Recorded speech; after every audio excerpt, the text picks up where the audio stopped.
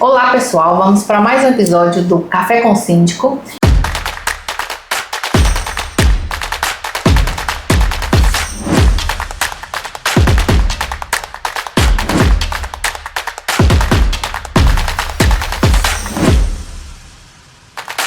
E hoje eu estou aqui com o síndico residencial, Paulo. Seja bem-vindo, Paulo. Obrigado. Seu prédio são quantas unidades? No meu condomínio são 144 unidades. Fiquei sabendo que você acabou de se tornar síndico, é isso mesmo? Quanto tempo de sindicância? São exatos 3 meses, né? Um desafio bem diferente. Até mesmo por ser uma empresa que trabalha com condomínios, hoje eu sinto um pouco na pele os desafios da sindicância, né? E estamos aí. Não está sendo fácil a princípio, mas acredito que em pouco tempo eu vou estar alinhado, né, com as atividades diárias, com a rotina, que é uma rotina que foge bem diferente de outras atividades de trabalho, mas eu acredito que vai dar tudo certo. Eu sei que você é da área de manutenções também. Isso. E atendia condomínios. E aí agora você, como se diz, está vendo o condomínio pelo outro lado, pelo lado de síndico, né? Uhum. Qual é o principal desafio, né, de iniciar uma sindicância, como se diz, sem nunca ter sido síndico, sem nunca ter trabalhado na área de gestão de condomínios? O que você acha que é mais fácil de se tratar e quais são as principais dificuldades que você tem?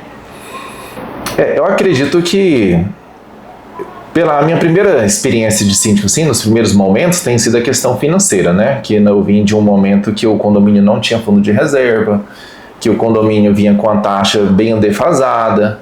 Então, você trazer esse novo momento para os condôminos tem sido mais desafiador, porque quando você mexe no bolso, ninguém gosta, né?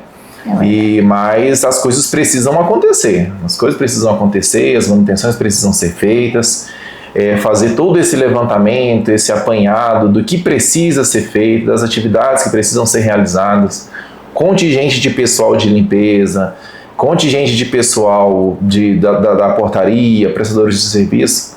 Então é uma série de desafios. Eu ainda não... O fácil, às vezes, seria só por eu já ter uma experiência nessa parte de condomínio, às vezes é contatar um prestador ou outro, ou saber lidar, que eu imagino que quem não tenha nenhuma prática de lidar a princípio deve ser mais difícil, mas esse é a única coisa que eu achei que foi um pouco mais tranquilo. Mas os desafios são muitos, né? Você pega uma situação onde você vê o seu condomínio que ele poderia estar em situações melhores e não está, e agora é trazer uma consciência para os moradores de que esse aumento de condomínio ele é justificado pela inoperância de algumas atividades e que precisa manter a qualidade da área comum para a valorização do condomínio e a valorização de cada apartamento, né? Que eu acho que esse é o mais importante. Na verdade, a conscientização dos moradores, né, dos condôminos, de que as manutenções são necessárias, né? Que eu sei que tem um cercom aí que precisa ser tirado. Exatamente. Então vai ter um custo maior, que é um desafio justamente, né? A gente trabalhar em relação a isso, e os custos sempre aumentam, sempre sobem. Não tem como você ter uma taxa baixa com as manutenções por fazer. Exatamente. Então, os condôminos eles têm que entender isso para, de fato, buscar melhoria para o condomínio. Não é isso? Em relação a essa questão da taxa, no meu caso mais específico, passaram-se muitos anos, né? Eu acredito que há alguns anos essa taxa foi suficiente. Mas é nítido e claro que lá no meu condomínio chegou um momento que não dava mais. No meu primeiro mês, se eu não tenho aqui o auxílio da Bessa para me abrir os olhos para o primeiro mês, eu já ia entrar no primeiro mês devendo, não ia conseguir pagar o primeiro mês. E sem fundo de reserva, sem nenhum outro recurso. Mas uma das... Agora não é puxando sardinha, né? Quando eu aceitei ser síndico, eu só fui ser síndico por conta da Bessa Contabilidade, que eu já sabia do trabalho, eu já conhecia.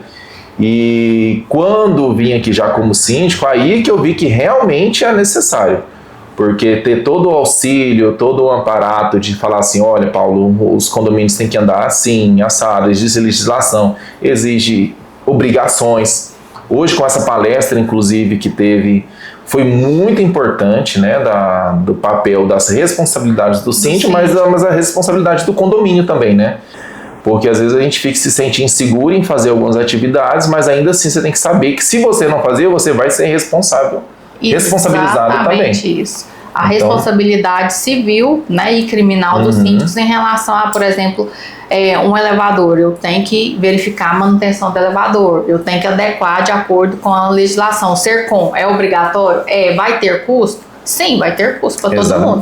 Mas é obrigatório. É muito preocupante. Porque até então o nosso condomínio estava, acho que uns 2 anos já sem esse certificado.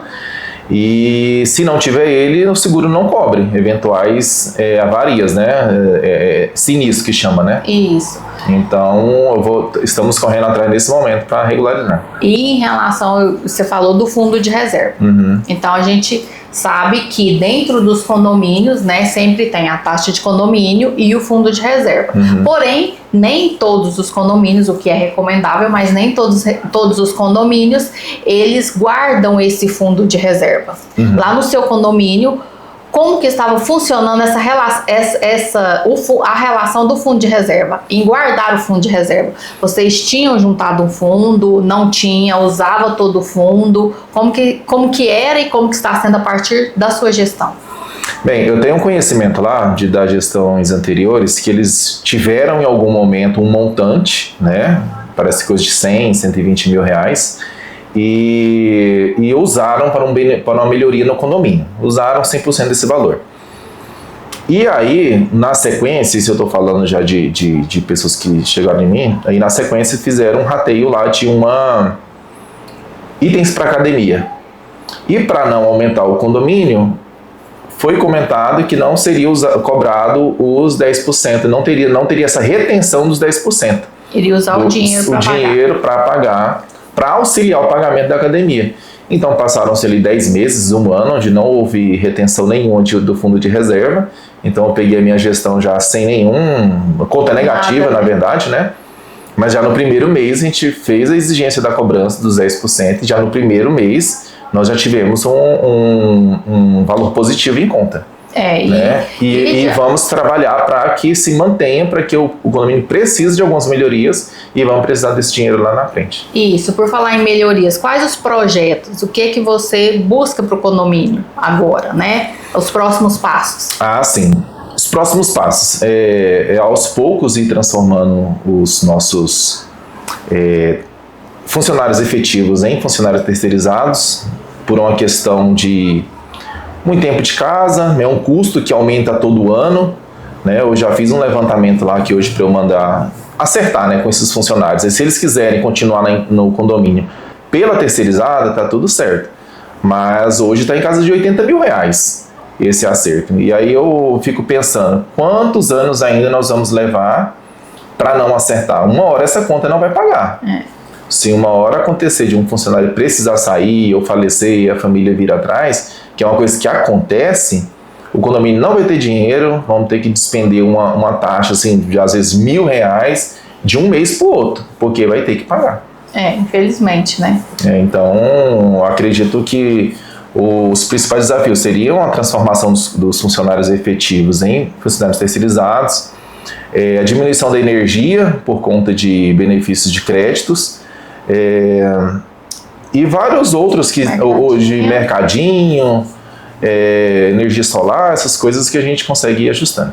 E ajustando dentro dos projetos do mês, dos projetos do mês, exatamente. Isso. Sei que tá tendo a questão do mini mercado, né, que vocês estão buscando. Isso, estamos buscando. Né, orçamentos para implementar dentro do condomínio. E o que os condôminos falam em questão desse mini mercado, em questão das terceirizadas, como que os condôminos estão atuando ou te auxiliam, como que está dentro do condomínio essa parte com os condôminos? Essa parte já está assim, não é uma demanda que chega até mim, mas algumas pessoas comentam, né, que seria interessante, é importante. Eu como morador, eu sinto na pele às vezes a necessidade de comprar um item básico e eu tenho que se deslocar de carro, ir longe, é tempo, é combustível. Então, assim, a gente não... É uma coisa que a gente precisa. E eu acredito que já no início do próximo ano nós vamos implementar um mercadinho no condomínio. Lá dentro do seu condomínio, eu sei que tem algumas administrações, né, alguns condomínios que tem grupos de WhatsApp, que só a administração fala, passa os recados, informações, e tem aquele grupo de WhatsApp aberto para todo mundo falar e todo mundo interagir, né? Qual a sua ideia em relação a isso e lá no seu condomínio? Qual dos dois modelos vocês utilizam? Lá no condomínio hoje é o modelo de WhatsApp aberto, né? Inclusive motivos de muitas falas indevidas, muitos comportamentos que não são adequados. Tive um problema de ter que apagar um áudio de um morador, que ele estava sendo grosseiro com os outros moradores. Eu falei, não, você pode falar o que você quiser, desde que você saiba como falar, porque você tem outras pessoas que estão ouvindo, que estão compartilhando dessa informação, e ninguém é obrigado a se sentir desrespeitado, né? Mas eu espero, eu pretendo, num futuro próximo, colocar um lá. Se os moradores quiserem conversar entre si, eles podem ficar à vontade, mas eu quero colocar um lá de informação única. Informação única. E quem quiser falar individualmente, me procura, para não virar muita polêmica, que gera muita polêmica no grupo. E me falar em polêmica, e as assembleias? Como são as assembleias lá dentro? São polêmicas? É pacífica? No momento, até então,